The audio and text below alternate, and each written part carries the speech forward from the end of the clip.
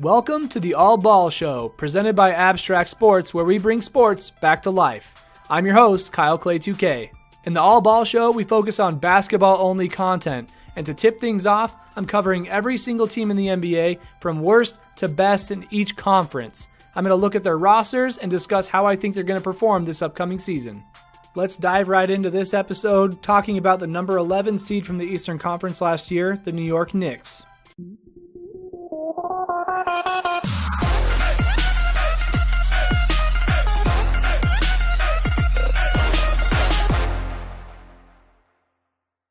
This team is famous for playing at Madison Square Garden in the middle of New York City of Manhattan.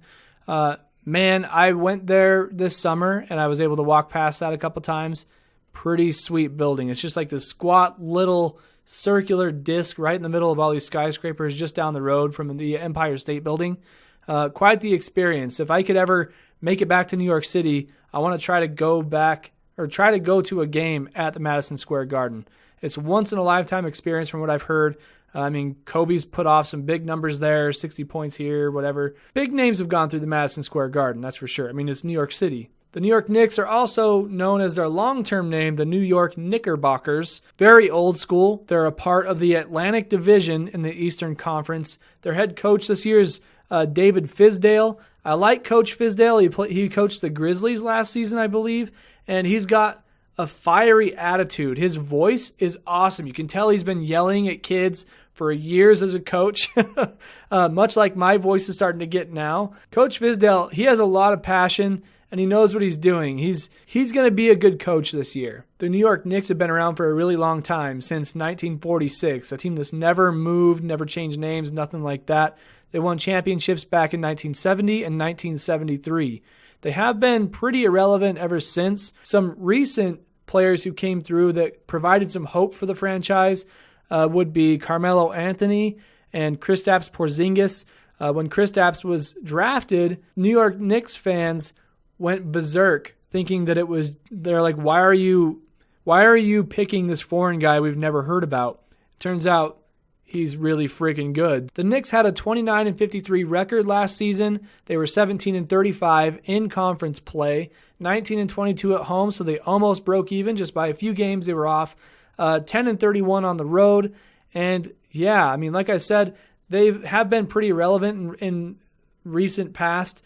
Kristaps Porzingis went down with a season-ending injury pretty early last year, and that really hurt their overall record. But they were also without Carmelo Anthony because he was traded to the Oklahoma City Thunder for the 1 year, and in this offseason, he got traded to the Houston Rockets, the team who was top of the Western Conference by a long shot, like 6 or 7 games. But yeah, Carmelo Anthony's gone, Kristaps went down, so that team really, really struggled. So let's take a look at some guys who were on this team last season, and maybe it'll ring some bells about how you think they performed, or how you know they performed for that matter. Ron Baker, Michael Beasley. Michael Beasley is now on the Lakers. Trey Burke, a former Jazz guy. He was there for most of his career, 5 years or so. Damian Dotson, Tim Hardaway Jr. This guy, fun to watch. His dad, Tim Hardaway Sr., also fun to watch. I pretended to be Tim Hardaway Sr. when I was a kid. I was like, oh, Tim from the corner, or Hardaway, also Penny Hardaway. I think they're related, cousins or something like that. Willie Hernan Gomez. I love that name. It's fun. Isaiah Hicks, Jarrett Jack, Enes Kanter, Luke Cornett, Mindaugas Kuzminskis. That's a fun name.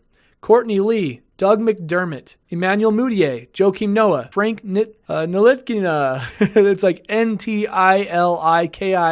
It's really hard to say. The NT throws me off every time. Kyle O'Quinn, Kristaps Porzingis, Ramon Sessions, or Raymond, Lance Thomas, and Troy Williams. So a lot of guys I actually know on their roster. I think because of injuries and just really that's about it. Injuries, they really suffered last season, not having their star guy in Carmelo Anthony as he moved on to the Oklahoma City Thunder. But let's take a look at some of their numbers from this last season and see if we can't determine who was top and who was not.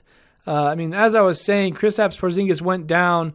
He only was able to play 48 games. I guess I didn't realize he played that many games last season, I'll be honest. But he's only 22, and he's got a long career ahead of him. But he had 1,088 points, He had the most on their team, and he only played just over half the games. So that tells you how good this guy can be. If he was in there the entire season, he was on track to have almost 2,000 points. That says a lot about a guy who New York Knicks fans hated the fact that he was drafted to their team when he was drafted a handful of years ago. But after him, their other center and his Cantor, I guess Kristaps Porzingis is not really a center. He's like a stretch 4, stretch 5, meaning power forward or center. But Enes Kanter had 1,000 points. Then you had Tim Hardaway, 996, Michael Beasley, 976, Courtney Lee, 913. And from there, it really drops off. So you can tell those are probably their starting 5. You have Kyle O'Quinn, Jarrett Jack, Frank Ntilikina. I don't know how to say that name.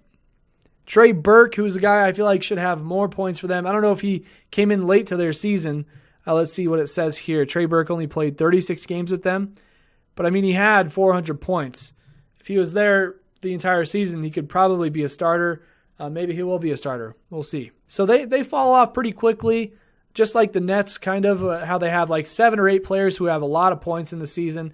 Guys who are the most productive, taking up the most minutes, probably. And let's take a quick look at their upcoming roster. And these are kind of tentative. I looked at them, and they're the most recent from what I could tell. But they will still have Ron Baker back. This guy, if I was an NBA player, I'd be like Ron Baker. And by that, I mean short, white, and not very good. I'm quick, but I'm not very good. That's Ron Baker. This guy, it's actually kind of, I feel bad for him because every time I watch him play, I see myself in him because he makes mental errors all the time. And he just he can't get his handles down to make a pass. People just keep tipping the ball out of his hands.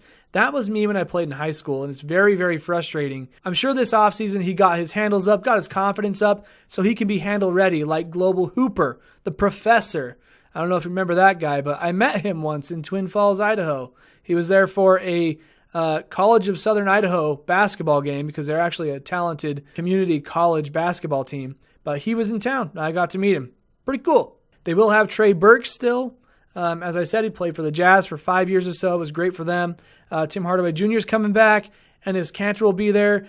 Cantor, a little bit of backstory on him. He's from Turkey. He has been in some trouble with the Turkish government, apparently, for speaking his mind about the country's leaders and just kind of criticizing them.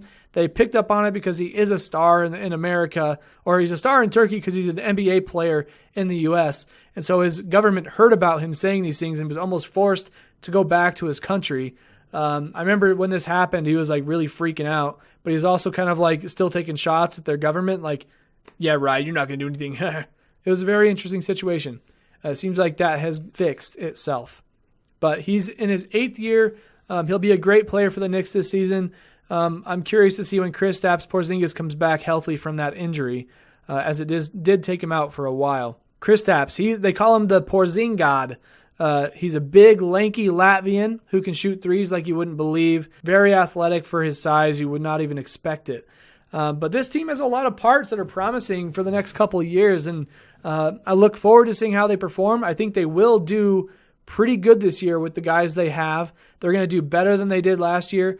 Like I was saying, the Eastern Conference is a little bit more slim compared to the West, but the teams we've already talked about, I think they're going to be sticking down there. These guys will be, we're at the 11th seed now. It's kind of are they going to make that jump up to the playoff spot, the number 8, or are they going to fall just short, stay where they are, or just drop? So we'll see how they hold under the pressure. I'm really kind of rooting for them. I have some friends who are Knicks fans, and I'd like to see them do well. That does it for this episode of the All Ball Show, presented by Abstract Sports. How do you think the Knicks are going to do next season? Please let us know in the comments below, but don't forget to smash that like button, hit subscribe too so that you can get notified when we drop new episodes and new basketball content all season long. I'm your host, Kyle Clay 2K. I'll see you in the next one.